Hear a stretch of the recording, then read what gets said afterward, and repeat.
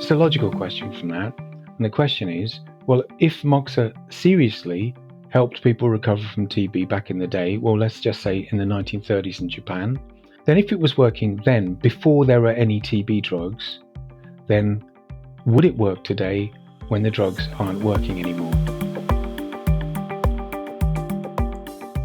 I'm Michael Max, and this is Qiological. I recently attended a class, and it brought back to me the importance of basics. You know, basics, the fundamentals. That stuff that as teenagers we all want to grow through as quickly as possible so we can get to the, quote, good stuff that comes later. But basics are not something to get and then move on from. They are the fundamentals that we can return to again and again and learn something new. They are reliable routes that when we are confused or don't know where to go next, they provide a touchstone. They're like a compass and reliable stars in the sky. I discovered over the weekend that it's easy for me to imagine that I understand when in fact I'm adding complexity to a clinical situation. And often it's a way to hide from myself that I don't actually grasp the basics of what's unfolding. That by getting more advanced in my thinking or trying to add one more thing to quote unquote cover the bases, I've actually slipped myself off the hook of a simple, clean diagnosis that would allow for a simple treatment, which in turn would give me a clear and concise sense of the clinical information on my patient's condition and, more importantly, the effectiveness of my intervention. Sometimes I sit with a patient and I'm not at all sure of my Chinese medicine diagnosis. I listen to them and I want to give them a dose of, "You're lovable as you are." I'd love to send them home with a concoction that would help them to show up with power in their marriage. I'd love to find a needle combination that allows them to slip into their own authority. I find the basics help me to return to noticing that there is a person with a set of symptoms and suffering. I'm not dealing with an organic machine that has come with some to-do list listed out under my main complaint. And isn't it curious anyway, the way that we describe what people come to us with? Complaints. What if we and our patients found another way to talk about the disruption that showed up in their life that actually brought them into our practices? Maybe it's because it's springtime, and like so many, I find myself going through the accumulation of winter, deciding what to clean, what to clear, and what to simplify. Coming back to basics seems to offer some power and some clarity. A way to first be sure I have a firm footing so as to avoid conflating complexity with understanding. All right. Today, we're going into a discussion of moxibustion and its role in treating drug-resistant tuberculosis. If you thought Moxa was only for adding heat to the body, then get ready for another perspective. These conversations come to you through the generous support of our sponsors and members. All the sponsors here provide helpful products or services that you'll find beneficial in your clinical work. Want to get better at treating concussions and other neurological conditions? Clayton Shoe has some innovative methods. Blue Poppy, your new one-stop shop, has speedy shipping options on everything that you need for your clinic. Later in the show, Jane offers you helpful suggestions on how to raise your rates, and Golden Flower Chinese Herbs shares a journey of healing that I think you'll recognize. Do be sure to visit the sponsors page on the Qiological website to take advantage of all the special offers our terrific sponsors have for listeners of the podcast. Picture this. Your clinic is buzzing with patients, and then you realize that you're down to your last box of needles. No need for panic, because Blue Poppy, your one-stop shop for all your acupuncture needs, they ship orders received before 3 p.m. on the same day. With a quick visit to Blue Poppy's website, you can order premium needles, herbal formulas, and that special Dr. Bob's oil that your patients love. Blue Poppy understands practitioners can't keep patients waiting. That's why they strive to get you what you need when you need it. From high-quality Chinese herbs and formulations to acupuncture supplies and clinical essentials, Blue Poppy has served practitioners for nearly 40 years with products that meet the highest of standards. Discover everything Blue Poppy has to offer by visiting www.bluepoppy.com. bluepoppy.com, and don't forget to subscribe to their mailing list for exclusive offers and more. Ever found yourself listening to a geological conversation and thinking, wow, I needed to hear that? Yeah, me too. And I never know when I'm going to hear a guest say something that stops my world and reboots it with a larger perspective. If these conversations have ever helped you to feel more grounded, more inspired, or just less alone in this strange and wonderful work we do, consider becoming a member or supporting the podcast with a bit of tithing to the donation jar. It helps keep the lights on here at the Geological Sound and Motion Lab so that we can bring you these conversations every Tuesday morning. You'll find all the details at geological.com. Thanks for listening and for being a part of this. Hey there, I'm Cameron Jafari, an acupuncturist from Los Angeles. So I started learning nanopuncture from Dr. Clayton Shu because I was facing these complex neurological conditions like stroke and MS in my clinic, and I just felt like I lacked a solid process to treat them. Brain-related issues always felt like a whole different animal, and I was looking for a clinical system that worked and could guide me through them. So after attending my first nanopuncture seminar, I was able to apply the process pretty quickly and with pretty amazing results. I remember the first stroke patient I saw afterwards was a guy who had had a stroke 2 years back, and he couldn't talk at all. And after a few treatments, he started saying a few words. And a few treatments after that, he could actually have conversations. It was pretty incredible. So this is why I feel like nanopuncture is the future of acupuncture neurology. And you can be a part of that. Their next seminar is on treating concussions and is being co-taught by both Dr. Shu and Dr. Ayla Wolf in New York City on April 26th and 27th. To learn more, visit nanopunctureseminars.com. Today I've got Merlin Young with me, and Merlin has some stories for us about his work with, ready for this? Moxa in Africa. Oh my gosh, I can't wait to hear this conversation. Merlin, welcome to Geological. Oh, thank you for having me, Michael. A couple words that, to me, it's like, how do these go together? Well, actually, 3 words: Moxa, Africa, tuberculosis. I put those 3 together and I go, really? So first of all, Moxa was used in China historically for treating tuberculosis. That's in the historical literature. If you want to go and dig it up, if you dig out Lorraine Wilcox's work, that's where we picked it up. So we're very grateful to Lorraine for that. And yeah, she's been on the show. has I'll have she? to ping Oh, her about that. okay, Yeah, she's been on the okay. show. Oh, well, tell her she's got a plug here. But it was very aggressive treatment. It was kind of kill or cure. I think that would be the best way to describe it. So you do a massive amount of Moxa, you deliberately blister, and the claims in the literature are the patient will recover. That's the historical starting point. Actually, the oldest reference to it is from about 600 AD. Again, courtesy of Lorraine, she picked it up. There was a lost text, but it was referenced in later years from about, I think, something like 670 AD. So it goes back a long way. But where I first heard about it actually was from Steve Birch. I think probably about 2001, 2002. I attended a workshop here in the UK, a Moxa workshop, and he was teaching Japanese styles of the use of Moxa. Right, which would be like the polar opposite of Burnham and Scarham. You've got it. You've got it. And one of the things that just a throwaway line that he gave during the course of the workshop was because he was talking about how Moxa can help boost immunity, or at least reinforce immunity. So he threw out this line, and it was used in the 1930s for treating tuberculosis in Japan. So it was just one of those things. Some things land in your brain, and they just, well, if you've got a brain like mine, they go out the other ear, or they just melt away, or whatever. And this one just found its little home somewhere. It just made a little home in my brain. So Mox was used for treating tuberculosis. Now, at the time, I have to say, I didn't know that much about TB. So basically, some years later, probably 4 or 5 years later, I came across the work of Paul Farmer, who you may well know. He's from your side of the pond, Harvard trained medical doctor, anthropologist, an amazing man, founder of Partners in Health, who was doing stuff in Haiti particularly, and was doing a lot of work with HIV and was doing a lot of work with TB. He switched me on, not personally, This was through his writings, which are brilliant.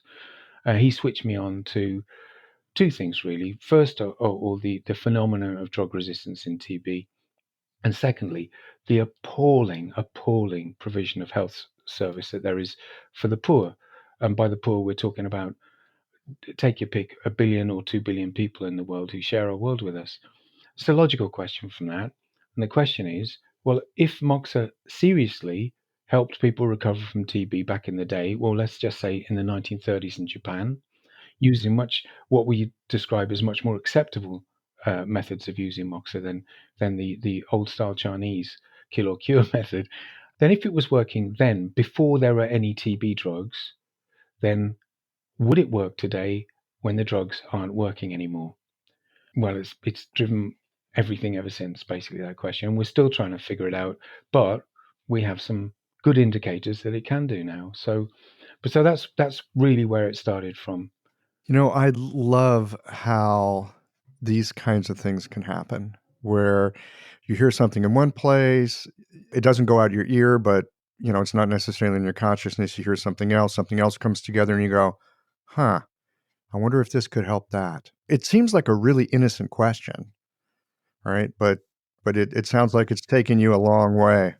I'll tell you another connection. One of the key people in this is a bit of a sort of almost like a mythical figure, and he's not a mythical figure. A Japanese doctor called Dr. Shimataro Hara, or the Hara is their family name. So actually, you reverse it in Japan, so it's Dr. Hara Shimataro. And Dr. Hara wrote about the use of Moxa. He was fascinated by Moxa, and he treated tuberculosis with it.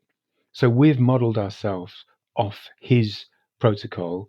And I'm going to say this is going to sound rather grandiose, and I'm not coming on here to sound grandiose, but he, up until the research, the proper scientific research that we've done in Uganda, up until that point in time, his was the only scientific research, certainly that we've ever found, that has looked at the use of what would describe as small cone direct moxa for the use of on tuberculosis.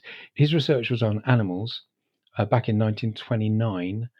Very compelling research, a very simple but a very elegant model of research. He infected a load of animals and then uh, varied different treatments, different kind of dosages and protocols of treatments. And from that, he kind of like drew some conclusions, which he applied to human patients. The reason why I'm bringing him into this story is for two reasons. One is I have a feeling he's been pulling our strings all along. He died in the 80s.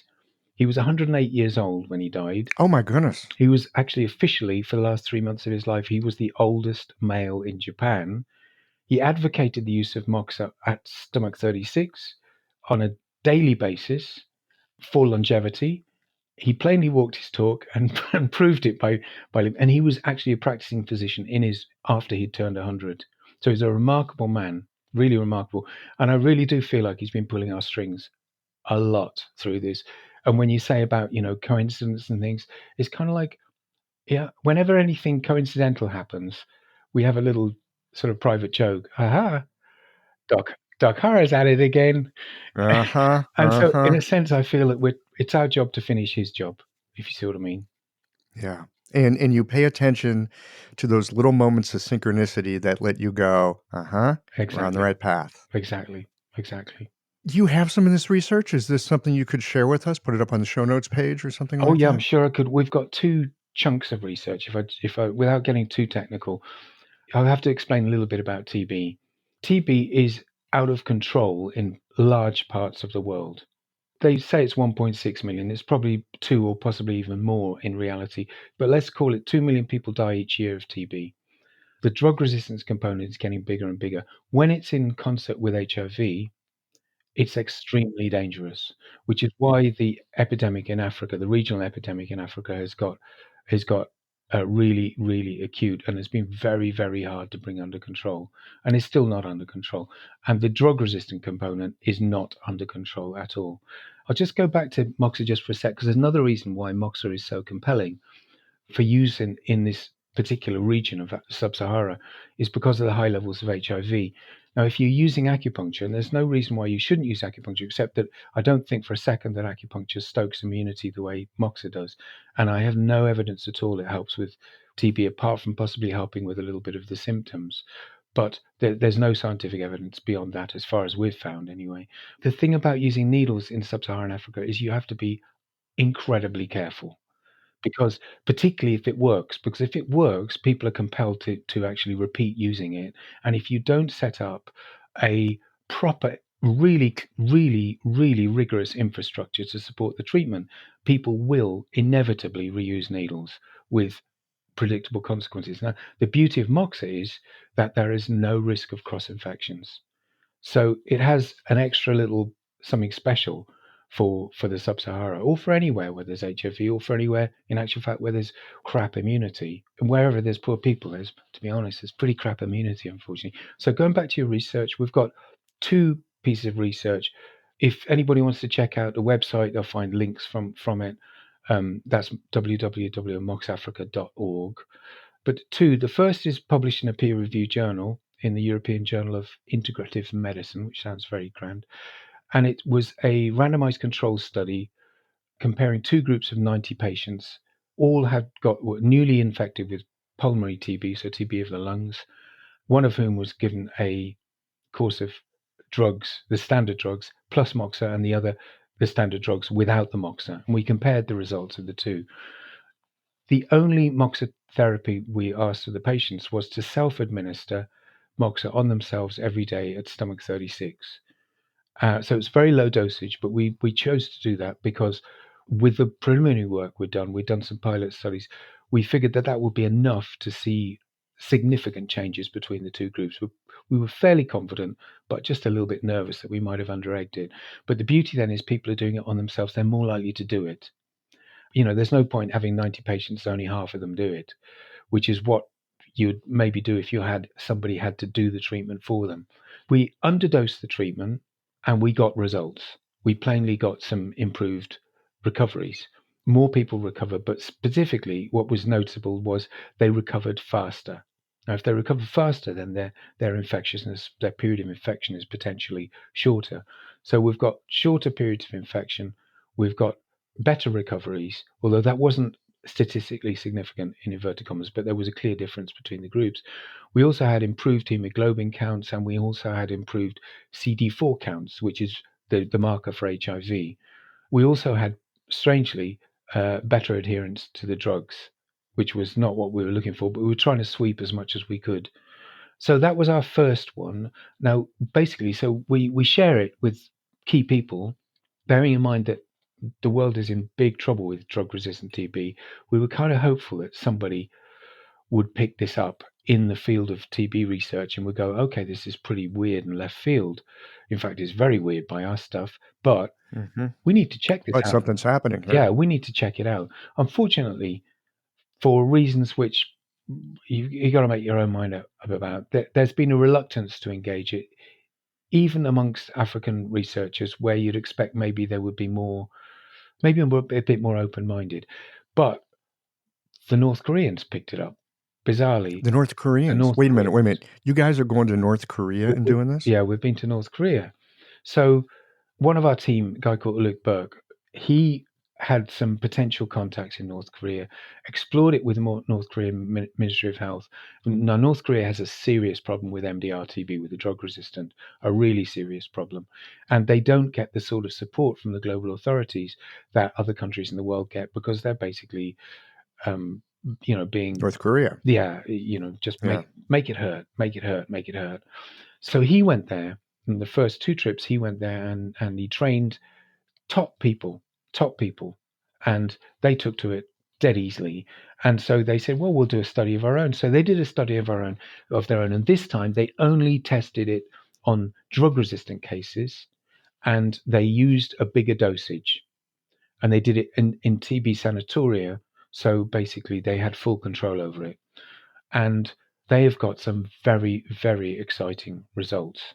So in their case, yes, they got better recoveries, not just better, significantly better recoveries, which would suggest that the current extrapolating their data to world statistics. I'm throwing numbers and I apologize, but the global average for successful treatment of drug resistant MDR-TB, which is the lower level of drug resistance, is just 55%.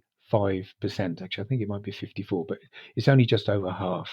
Now, we reckon that if you apply the North Korean data, what they got with their Moxa cases, as opposed to just their drug cases, that could improve to 72%. Now, that's huge. That is huge. That's a giant jump. Yeah, it's a potential game changer, and it's cheap. And you can self-administer. Well, they wouldn't, not with the higher dose. So we're talking about Okay. a slightly different league. But good news, there's problem. Good news, problem. So the problem is this is North Korean data, and nobody wants to believe it. Our job now is to get it retested, the same protocol, under similar. We're never going to get exactly the same circumstance, but similar circumstances. Retest it and see whether we get the same results. And we need to do it in an environment where the results will be able to be submitted to a peer-reviewed journal and then published in a peer-reviewed journal, hopefully. And then potentially we've got the game changer. Because then I think it's impossible then for people to basically turn away and pretend it's not there. When you say a higher dose, Mm. what are we looking at here? Well, we're modeling it off our friend Dr. Hara, what he did on his patients, and he used stomach 36, which, as I said, the patients can self-administer. But he also used 8 points on the lower back. We call them the Dr. Hara points, or we call them the loin points sometimes. I believe the loin is somewhere around the lower back. I'm not too sure, but they're pretty much in the sacral area. And they're not strictly speaking meridian points, although generally speaking, when you lay them out, they're very easy to mark out on the average body. So you don't have to have really advanced anatomical knowledge, nor do you need to know points, point numbers, point names, or anything like that. You basically map out a triangle on the lower back, and you within the triangle, it's very easy to mark these 8 points out. It takes a few minutes. When you know what you're doing, it takes literally about 2 or 3 minutes. To start with, it's a bit challenging, but once you've got it, you've got it. And so you use 8 points, and you build up the dosage using these are rice grain cones of moxa. They're very small. We always say half rice grain, dried rice, to try and stress that this has to be, minute, as small as you can make them, and you burn them so the patient feels the heat, and then you snuff them out. So because they're on the lower back, obviously you need somebody else to do it. So that is a challenge. TB patients, they're often living in very, very poor circumstances, and they may be living on their own, or sometimes they may be alcoholic or whatever. There's lots of circumstances where this is difficult for them to manage. But when you're talking about MDR-TB, you should be treating them with what they call second line drugs. It's like a 2-year treatment. It's a long treatment, heavy toxic treatment. Now, under those circumstances, you should be treating them in the community, but they should be very well managed by health workers or in hospital. In your country or my country, they'd both be treated in hospital. And under those circumstances, it's very easy to have somebody to treat them. In actual fact, if it's inpatient, you could get patient treating patient. It's got so many lovely things about it. It's very empowering. It's self-empowering if you're treating yourself. It's very self-empowering. TB patients are often disempowered to start with because of their circumstances. Then they have everything taken away from them by an illness. They may already be HIV positive as well. So they're on the edge already. You're giving them some power over their health back. And under similar circumstances, if you've got a patient treating a patient, it's giving a patient extra power. And all of a sudden, the chemistry is changing. They're on the up rather than the isolation. They can't see their relatives. All this stuff for 2 years. It's dreadful, really dreadful. This piece about patient treating patient, and like you say, that sense of empowerment, not just that I might get better, but also that I can help somebody Yeah, else. yeah, yeah. That really would change your mindset, I, wouldn't I it? I think it would. I mean, this is a long way away from most of the acupuncture that we do, which may be raising some of your listeners' eyebrows now because they're thinking, "Hang on a sec, we spent 3 4 years or whatever training in this stuff, and this guy's basically." But this is Moxa, and Moxa's always been. The history tells me, Moxa's always been. You could call it the people's medicine. I'm embarrassed to say this, but when I studied in acupuncture school and they taught us gua sha, I didn't pay attention. I mean, I basically didn't pay attention because I thought, it's folk medicine. I'm here to be an acupuncturist, blah, blah, blah. I missed out on a bunch of good years of using gua sha until I actually talked to some folks on the podcast and they got me using it. And the stuff that I see happening with something as simple as gua sha is game changing. And it's folk medicine. And I can teach my patients to do it so they don't have to come see me, which I think is terrific. Yeah, exactly. And there is a tradition in Japan of practitioners. They teach their patients to self-administer Moxa and send them home. Do the Moxa every day on these points, on this point, on Don't that come point. see me. Just Yeah, take care of it yourself. Heck yeah. there's a long-standing tradition, but I'll go further. I'll be a little bit controversial for you. If you go back and look at the history of Chinese medicine, Moxa began acupuncture in the sense that the earliest known texts which describe channels as we would understand them were Moxa texts. They weren't acupuncture texts, they were Moxa texts, and they predate the use of Moxa for regulating qi as we understand it today.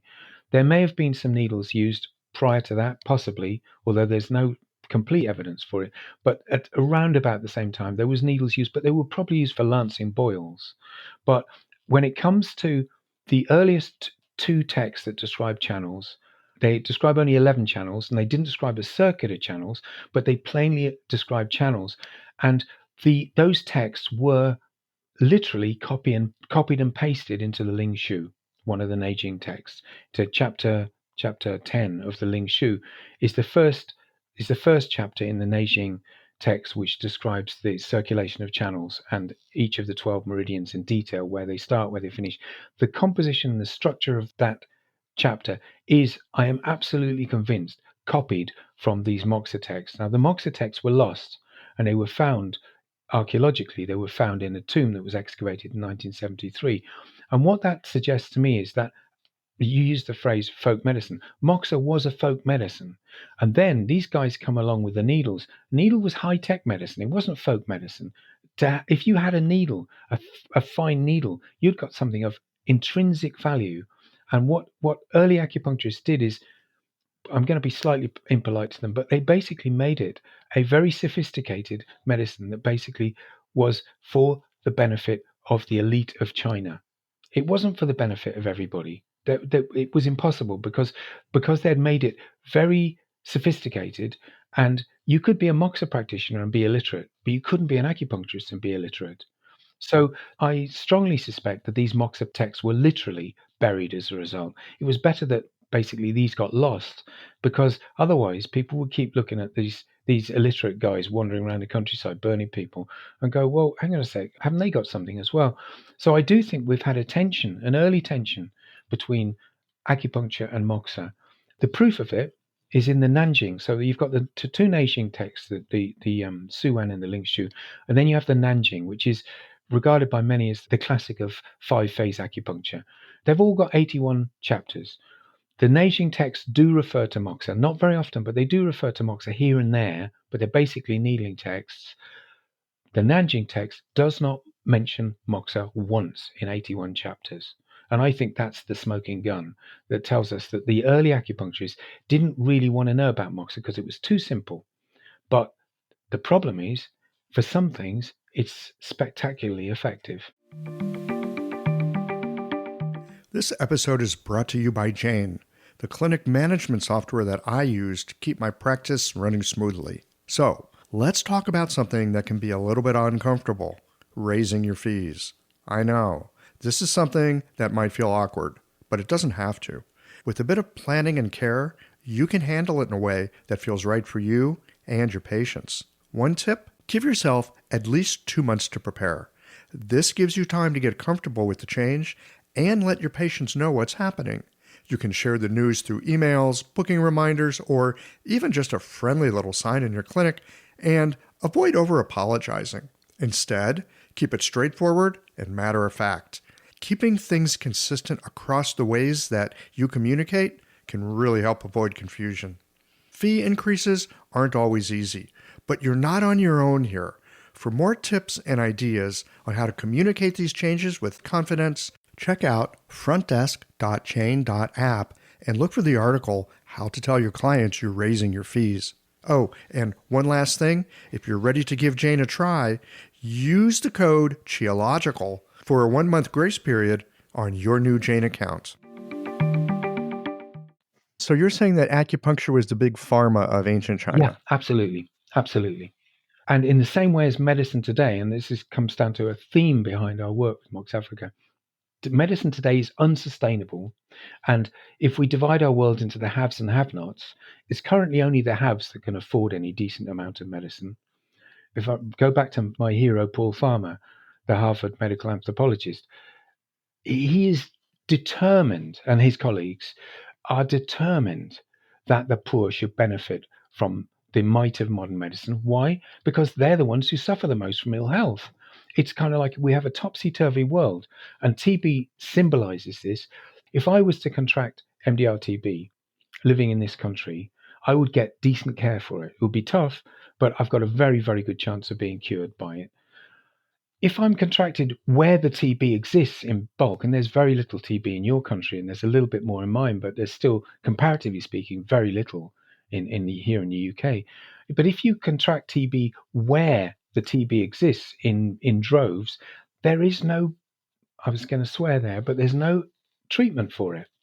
So basically, TB treatment isn't actually that expensive, but it typifies what you've got in the modern world. You've got the might of modern medicine is increasingly expensive and is only available to those who can afford it, which includes most of the people in your country and mine, not all.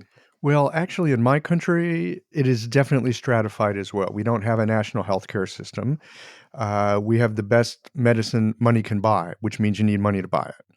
It's not like most developed countries where there's some kind of national system that it's at least going to catch a bunch of people, at a certain level.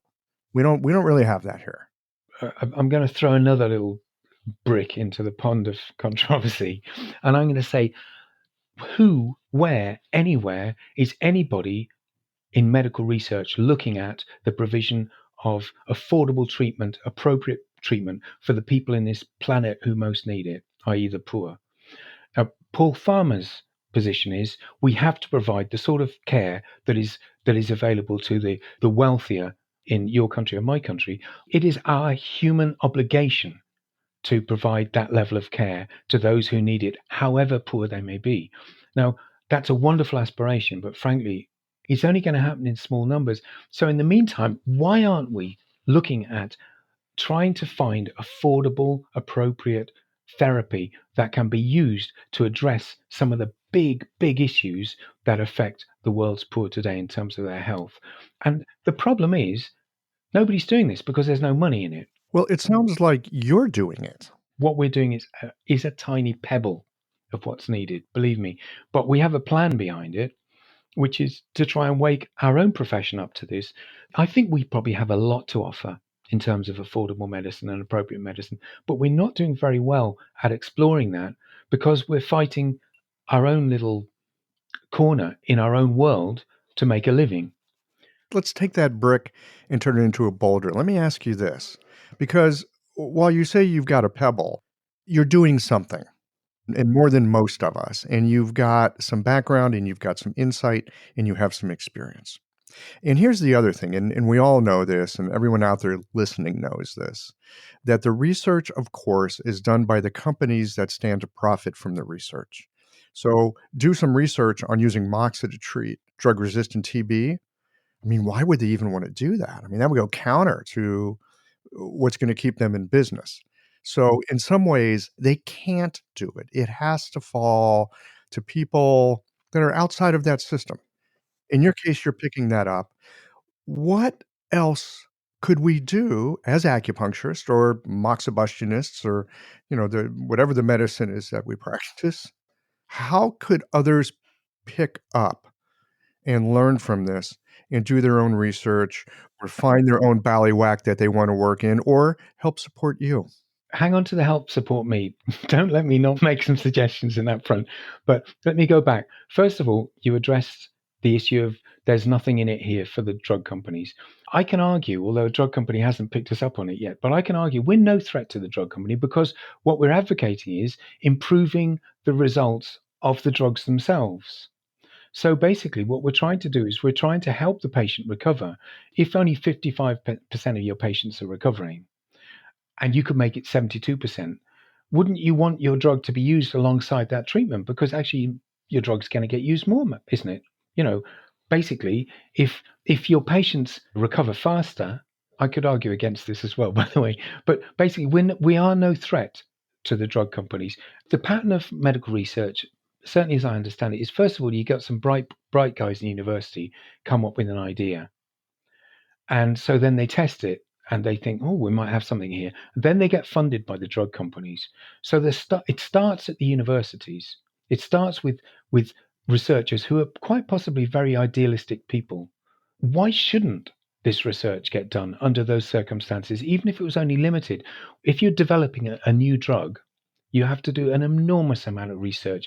You've got to build up safety profiles. Then you do very small studies, phase one, phase two, and then you go to phase three, which are big studies, very, very expensive. Now, we don't have to go through phase one because we've got the safety data. This stuff's been used for for centuries, you know. So to get the research going is much easier than it would be if you're starting from scratch with a new drug. And I'm still hopeful that some professor somewhere is going to pick up our work and go, I'll put a couple of PhD students on this. Why not? And then you get some more data, because what we need to do is build up more data. And reliable data and data that people will look at and say, well, this is realistic. Oh, North Korea, blah, blah, blah. Who's going to believe that? And there's a saying, one swallow does not make a summer. Well, one paper does not change medicine. And you end up with the only thing that really changes it is, generally speaking, is meta-analyses, where they're looking at several studies or maybe dozens of studies. They're looking at tens of thousands of patients, and they analyze all of the studies, and they draw conclusions. So we're a million miles away from that. But where you've got a problem, which is such an acute problem, and I'll try and spread this wider in a minute, but where you've got a problem like TB, where basically, what the hell are you going to do? How are you going to address this problem? Just put it in perspective for a second. The UK government here, David Cameron, who's not the most discredited prime minister, no, possibly less discredited than the current one, but before that was the most discredited prime minister of modern times. But he commissioned some economists to make some predictions about what they call antimicrobial resistant disease. So that's drug resistant disease. What's it going to do to the world's economy?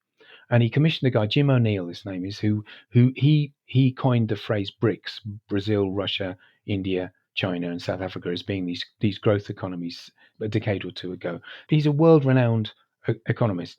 So he said, figure out, use the WHO data on these diseases and figure out what's it going to cost the global economy. And so they came up with some numbers. But Jim O'Neill did something that nobody, it strikes me, in Geneva, the WHO seems to incline to do, is what is going to happen? How many people are going to die of this drug resistant disease?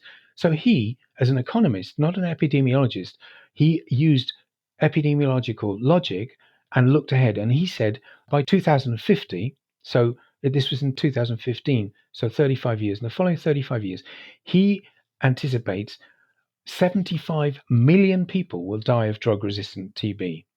Now, that's about the same as the total amount of people who died in the Second World War, soldiers and civilians. And a good 10 to 15% of them will be children. It's just, this is a nightmare. And there is no answer to it. So when you have no answer, then you start to think a little bit outside the box. So I think we've got, we should have up our sleeve a little bit of a sort of trump card here. Use that word carefully, knowing who I'm talking to. But basically, what the hell else are you going to do? Have a look at it, for Christ's sake. It's cheap, it's easy. But now go back to the point you made about what else could we be looking at. Well, look at the big health issues of our time: cardiovascular disease, cancer, hypertension, diabetes. I am quite convinced that we could use Moxa. I mean, I've seen it with patients where patients have chemotherapy for cancer. The chemotherapy crashes their immune system. That's its job, basically, because it's trying to crash cells that replicate fast, or it's trying to hit them as hard as possible. And one of the things it does, unfortunately, as well as hitting cancer cells, is it hits white blood cells. if your white blood cells crash too much, they have to stop the cancer treatment. In worst cases, they crash too much, you get an infection, and unfortunately, you die of an infection. So you need a blood transfusion or whatever. The collateral risk of the chemotherapy is that they have to stop the therapy and also possibly stop it completely, or possibly it could end up with losing the patient. Now, Moxa can help balance that by boosting the white blood cell count, and it would be easy to test that because the Moxa could be done by the patient at home. Moxa patients, when they're going through chemotherapy, are getting regular blood counts because it's done before each cycle of a chemotherapy. So it would be really comparatively easy for us as a group of professionals, as a group of practitioners around the world, whenever we're treating a patient going through chemotherapy, to basically monitor the data, monitor what we do if we make interventions. We have this beautiful thing called the internet. The guys back in China 2,000 years ago didn't have anything like that, and they were able to develop acupuncture. So we've got the internet. We can do it so easily. So we could easily develop some data which would help. It doesn't have to be a big rigorous study. It would be enough to wake people up to what it could do. Diabetes. You can test blood sugar levels instantly after a treatment easily. So why aren't we doing that? So we could develop simple, whether with Moxa or with acupuncture, we could develop simple protocols that could be used to help what is a worldwide pandemic of diabetes that is on the rise, seriously on the rise. Have you seen Moxa be effective in changing blood sugar levels, especially in people that have no interest in changing their diet or anything like I'm that? I'm going to be cautious when I answer that. What I'll say is I know that there are Moxa protocols for diabetes in the Japanese Moxa literature. So in the 20th century Moxa literature, there is. Now, have I got personal experience of that? No, actually, my experience with treating diabetic patients is I'm using acupuncture more than Moxa because I figure actually that acupuncture is probably lower risk for the patient, particularly on the limbs, because you don't want a patient. I'm cautious about using Moxa on a diabetic patient because they potentially could, yeah, they could potentially give themselves an infection, and then nobody's going to come looking for me to for anything but problems, But but it's not infrequent that I've seen the blood sugar levels really reduce after acupuncture treatments. I'm not the best acupuncturist in the world. I'm sure there are many, many, many better ones. And so basically, where is our body of knowledge on this? Shouldn't we be looking at it? It would be easy to research, I think. So I think as a profession, we're really, really missing a trick. We're under a little bit of attack here in this country, here in the UK. I don't know what it's like in the US, but in some countries in Europe, from what you might describe as sort of more fundamentalist biomedicine, they don't like us.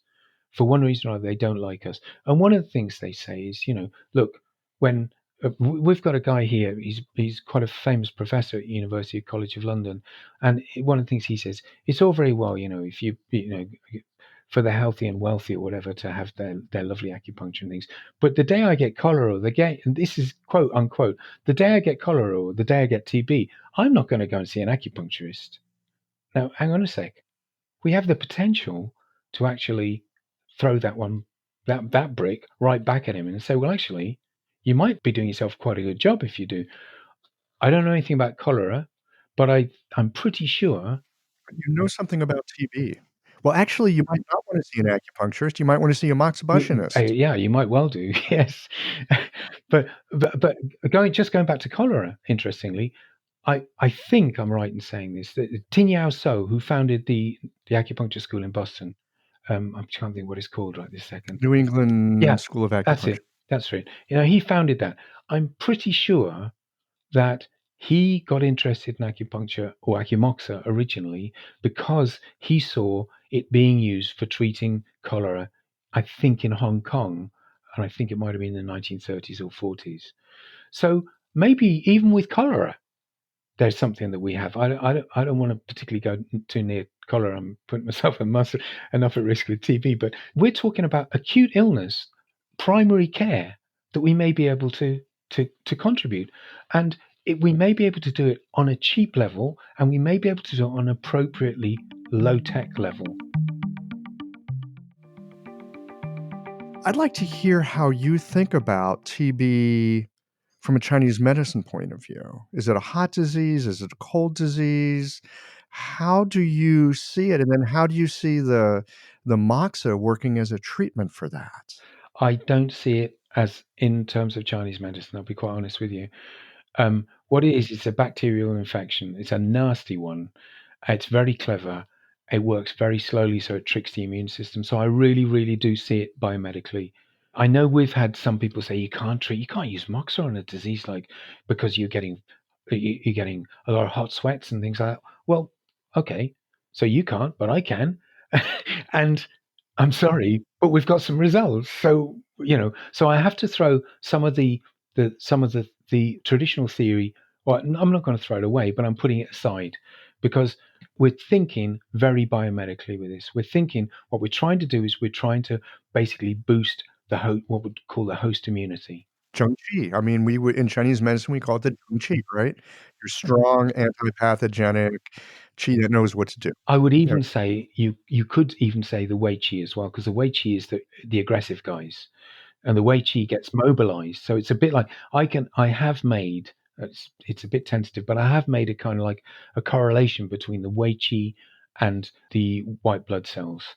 The natural killer cells. The Wei Qi is I can't remember exactly what the phrases are. It's nimble and aggressive or something like that.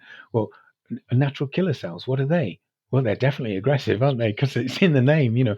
So this model of defense, an army of defense, is there in the traditional Chinese literature, and it's there. If you read Paul Unschuld in some of his stuff, he discusses this a bit, and it's there in the way we interpret host immunity today. The immune system is fantastically complicated. I don't pretend to understand it, but I do understand some of the basics of it. What we're trying to do is we're trying to do a broad boosting of the human immune system to counteract the tuberculosis. It would be same with the chemotherapy. We're trying to lift specific immune cells, particularly the lymphocytes in the case of cancer patients. But also, actually, no, that's not true. The same in the case of TB patients. So I do see it very, very unapologetically. I see it biomedically. TB as a disease. Again, we have to go back to Lorraine Wilcox for it. She uncovered several names for it. One of which was very interesting. One of which was I couldn't tell you what it is in Chinese, but was passing from door to door disease. Isn't that beautiful? It was an infectious disease. They recognized it's There an you go. infectious There's an disease. infectious disease, Yeah. right? Or there was another one called, which is dreadful. It's called cadaverous cadaverous infixation. Now, if you've seen somebody with advanced TB, they become cadaverous. I've seen it. I know what that means. That makes sense to me. Or it could just be a lung taxation. That would be another name. So there were various names for it. It materializes differently. Hippocrates called it phthisis, which it means wasting. In the English speaking world, we used to call it consumption. It consumes you. It consumes you. That's another word for cadaverous infixation, I guess. So it's just a horrible disease, basically, that we should have knocked into the gutter, and we haven't. We've failed. It's modern medicine's biggest failure. That's another thing. Its biggest failure. We've made it stronger in some ways with the drug Yeah, resistance. yeah, and it's an infectious disease. It's mankind's literally. You go back right back to the Egyptians. You can find records of tuberculosis, right back to Yeah, ancient. tuberculosis and cockroaches, it all goes with Yeah, civilization. and we identified the disease in 1882, and the vaccine appeared in 1921. It's not a very good vaccine. If it was a good vaccine, there'd be no TB on the world. Now, what happened with smallpox? That's a good vaccine. Where's the smallpox? There are estimated to be, and you can check this out. Any listener can check this out. I'm not making this up. There are estimated to be 1.7 billion people living today on this planet who are infected with tuberculosis. Now, that's not a good Wow, vaccine. that's an astonishing Yeah, number. that's most of them. The vast majority of them have got latent disease. Their infection. They've been infected, but the disease hasn't broken out into an active state, and the disease will wait until it wants to, and when it senses the opportunity, then bingo, it comes out. But that's roughly 1 in 4 of us are infected with tuberculosis. The first drugs appeared in the late 1940s, just after the war, we should have knocked this disease into the gutter. We may not have eradicated it because it is a sneaky. It really is. I have a guarded admiration for it. I've got to say, but I don't think there's a single country in the world that has actually successfully eradicated tuberculosis yet. Not one human tuberculosis, but we should have it down to the sort of levels that exist in our country, in our two countries. We should have that worldwide, and we let it off the hook when lung cancer appeared, all the lung specialists, and here we go. Why? Because there's no money in it. So all the lung researchers go into looking for what can we do for lung cancer. There's money here. I'm not saying that all researchers are money orientated, but certainly the companies that come in behind them with the drugs are fixated on profit. And it's an infectious disease. We've been very successful with most infectious diseases, but not Yeah, but not not this with one. tuberculosis. It's the elephant in the room. I'll say this: TB is the big elephant in the room of modern medicine. It's the one that basically got away. It's sleeping in the corner, but behind it, there's a smaller elephant, which is what we call multi-drug resistant TB, and behind that, there's an even smaller elephant, but which is more dangerous still, which is what they call extensively drug resistant TB. There are something like 12 groups of drugs that will have some effect on the TB bacteria. 12 groups of drugs. They range in toxicity and they range in strengths. There is some strains of TB which are resistant to all of those groups. Now, we've worked really, really hard to do that without even trying. We've managed to do what would be pretty difficult to do, we've managed to do in a couple of generations. That's how bad it is. This bug mutates when it's put under pressure. It naturally does it. Imagine this. A patient walks into your clinic. They're carrying more than the pain in their body. There's a story there. A history woven with the stress of long days, the ache of things unsaid, and the quiet longing for something to shift. You listen, not just with your ears, but with your hands, your intuition, your heart. It's not just about needles or a formula. It's about connection, understanding the threads that tie us together, mind, body, and spirit. That is where golden flower Chinese herbs comes in. Rooted in tradition and crafted with care, their formulas are more than herbs. They're a bridge between ancient wisdom and modern practice. Every bottle, a quiet partner in your work, helping you to meet your patients where they are. Because healing isn't just about treating symptoms. It's about creating trust, cultivating belonging, and helping someone feel truly seen. Golden Flower Chinese Herbs, your partner in practice and connection, where tradition meets care. Tell us a little more about what you're doing in Africa and what you're noticing there and how it's making a difference. I'm going to calm down now because I've got myself all excited about tuberculosis.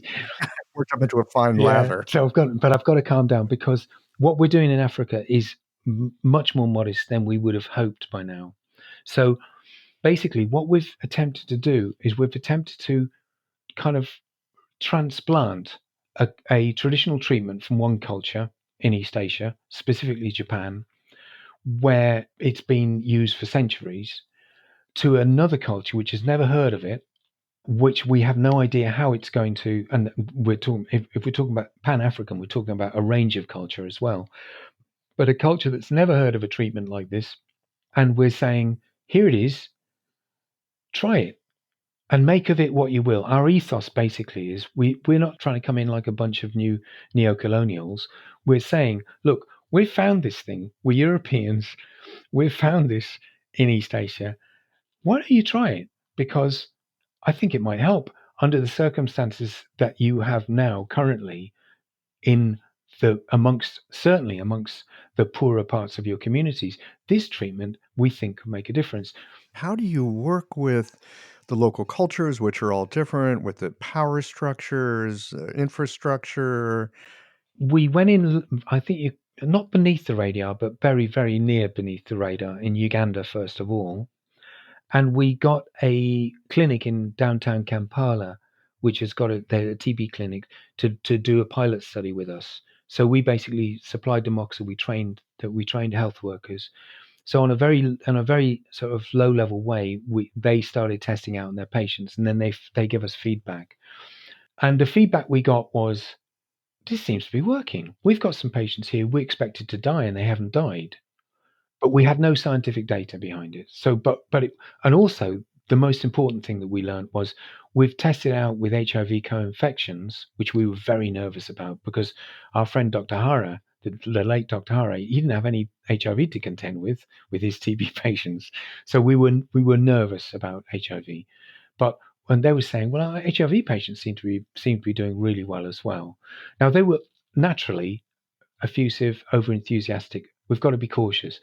We then struck lucky in South Africa. Now, South Africa has got higher levels of HIV co infection and also has much worse levels of drug resistance.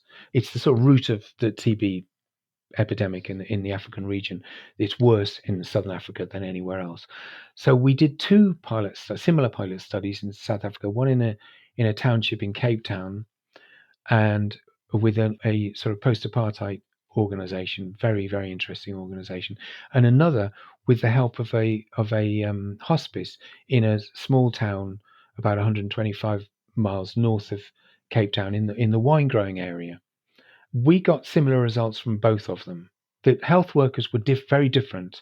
The communities they're working in were very different, but they both got positive results. So we thought, wow, we're onto something. The health workers in the little town had less confidence in themselves, and so we didn't pursue it with them. We pursued it with them with the health workers in the township. It's a place called Nyanga. It's a township in Nyanga in Cape Town. What we didn't know when we started there was that Nyanga was already the murder capital of South Africa. So you can imagine, if it's a murder capital of South Africa, there's a lot of murder, because there's a lot of murder in South Africa.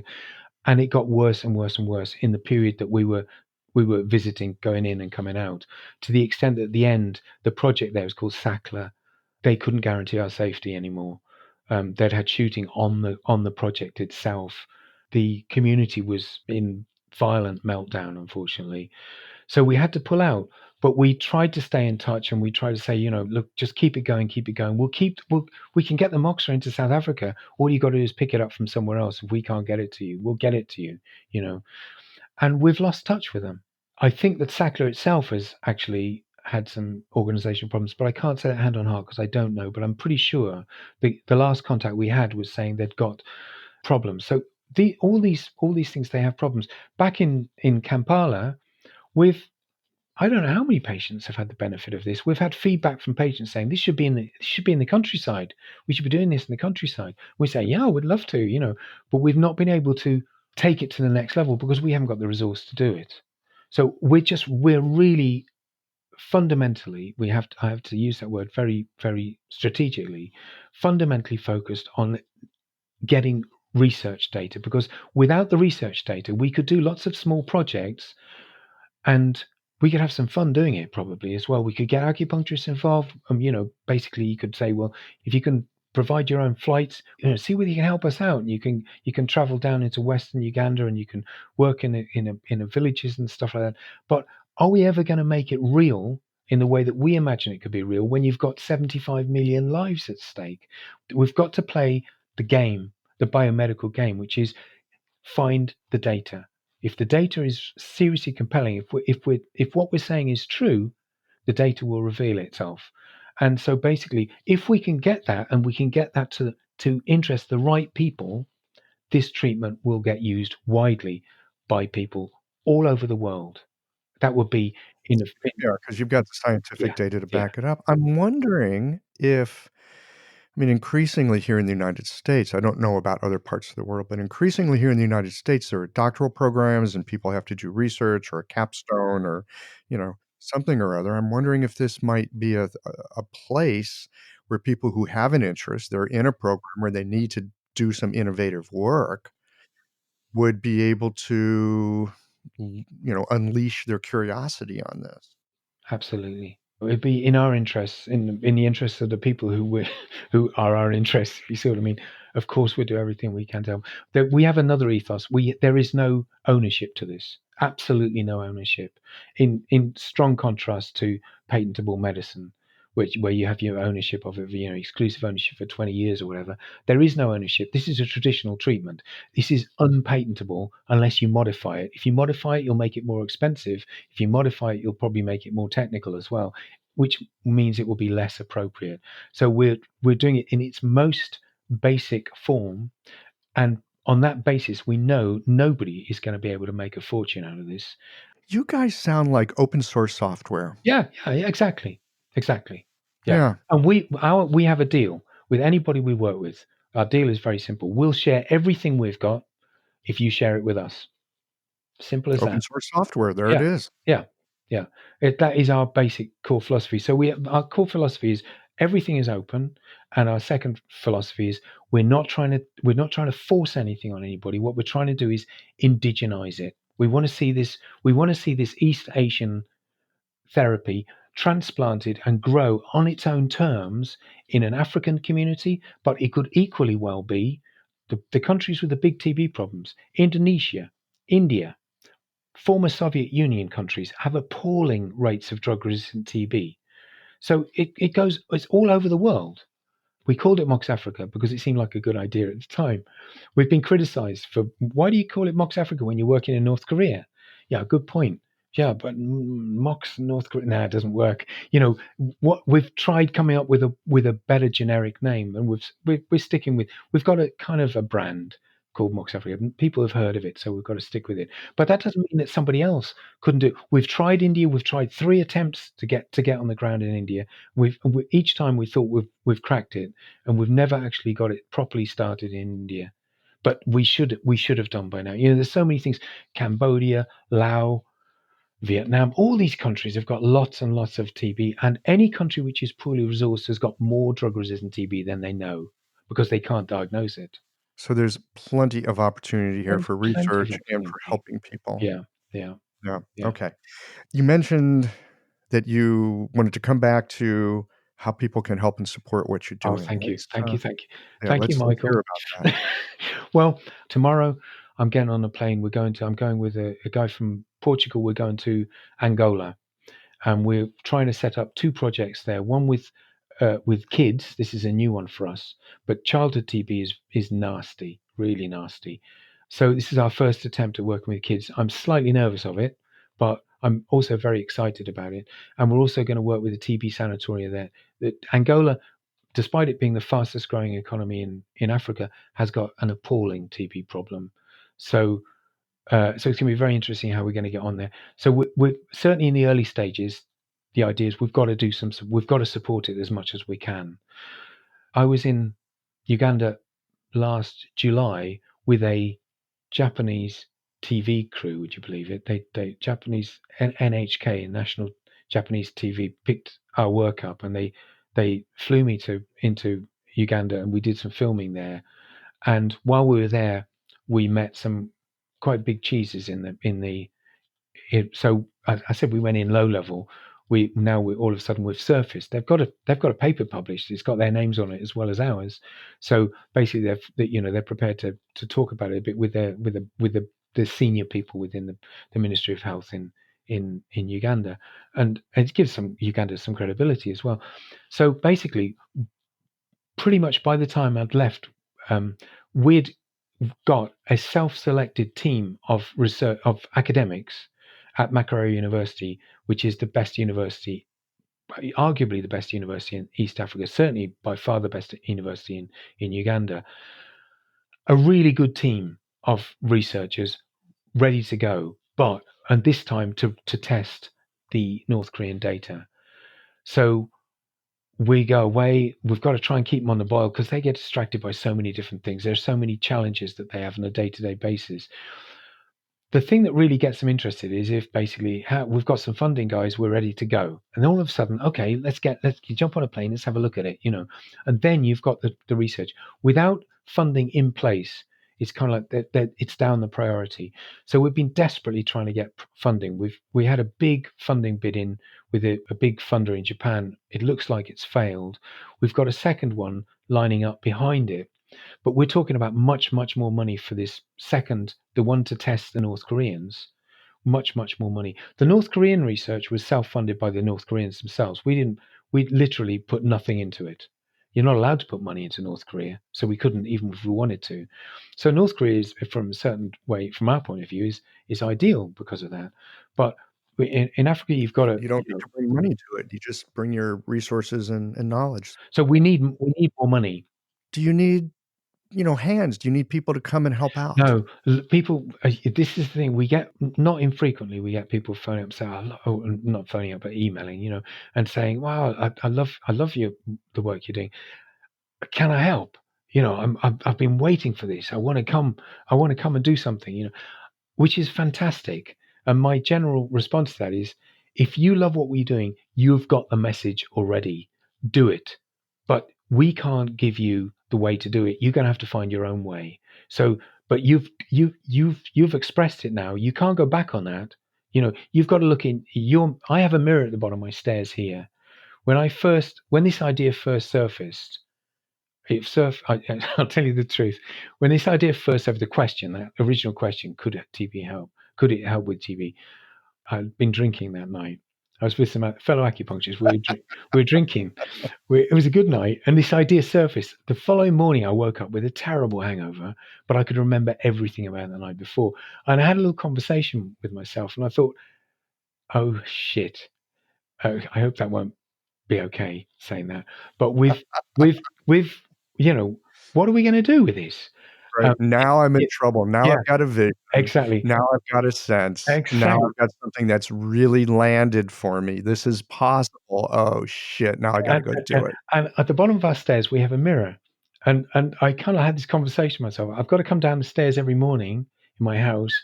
I've got to look at myself in the mirror. I've got to have a look at this. I've got to do it seriously. Now, I think anybody who contacts us or anybody who's going, wow, I'd like to get involved in this, you've got your own mirror somewhere. You've got to do it your own way. We can't help that, but we can share anything we've got. But we don't need people to help on the ground. If you wanted to help us by basically doing some creative fundraising, however you may do it, then please do it. All we would ask is we favor creative fundraising that does not leave a nasty carbon footprint. So we're not really in favor of people going and climbing Mount Kilimanjaro because, frankly, if everybody does that, there's not going to be much snow left on it in another decade. So have a think about it, but be creative.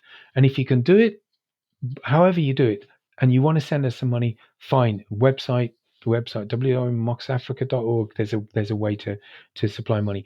We'll happily do our best to help out with that because obviously we we need this money right now. We've never needed money more. We've been really broke at different times, and we're not broke now. But the funding that we'll be back in North Korea later on this summer. So Angola and North Korea will probably take all our money we've got, and then we've got nothing for Uganda. So what I'm really hearing here is there's two ways that people can help. They can send you some money, creatively funded, send you some money that would be useful. The other thing they can do is see a place where they can take this open source technology that you're working on and get to work on it and share the information. Those are really the two ways to help move the needle forward on this. So the third way is, I'm assuming there are a lot of people listening to this are practicing acupuncturists. So we have patients. Within that group of patients, there's a massive range of people, and there's a good chance that someone in there might be interested, might be, who knows, a researcher themselves, a philanthropist, a celebrity. Celebrity is a big thing these days, isn't it? Celebrity endorsement. If we had the right person saying, "I want to get involved in this," you get such free publicity off something like that. Um, so if somebody, basically spread the word, I guess is what I'm saying. If people are prepared to talk about this with their patients, then that's another way they could help us. I'm really keen on the innovation that you're bringing here. And I love this sense of open source where you're creating a place where people can learn about this, where they can contribute what they're finding out about it. It's decentralized.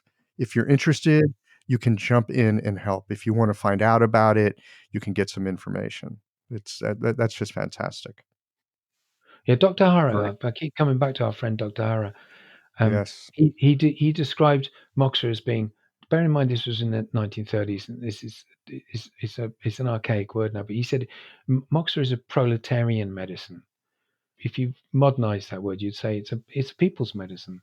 Yeah, it's the people's medicine, people's Moxa. It's Well, or a folk medicine, as you use the word folk medicine. Well, folk medicine is people, isn't it? It's your average absolutely. Joe. And That's as right. medicine, and actually, I've been focusing on African communities or Indian or whatever, but all of us face the same problem. Medicine is becoming increasingly unaffordable, and medicine itself, like much of the stuff in our world, is unsustainable because it's demanding so much of it. And unfortunately, I think the industry, the pharma industry in the US, is driving this more than anywhere else. The prices that are being expected for the to meet to satisfy the demands of shareholders are so high that more and more of us are going to struggle to get any sort of medical care unless we are extremely rich. So we all face this as a problem. I suspect a lot of us came into the field of acupuncture because we wanted to be a force, we wanted to be a voice, we wanted to, put some energy into turning that around the other way. Yeah, So yeah, so yeah. we're a good company. Merlin, I could go on with you, and we may have to come back, after your trip to Angola and get some more about this. But thank you so much for your time today. This No, has been it's been a ball. I really, really appreciate it. And I hope I haven't said anything that's too controversial to upset anybody. But we have some questions that we need to face, I think, as a profession about what direction we need to really take, and if we want to take moral high ground in any way, we have to really face some of these questions. What can we do for those who most need the best possible therapeutic care? well. Here we are at the end of this episode. If you've listened up to this point, you're either a rabid fan of Geological or the forward button on your podcast player stopped working.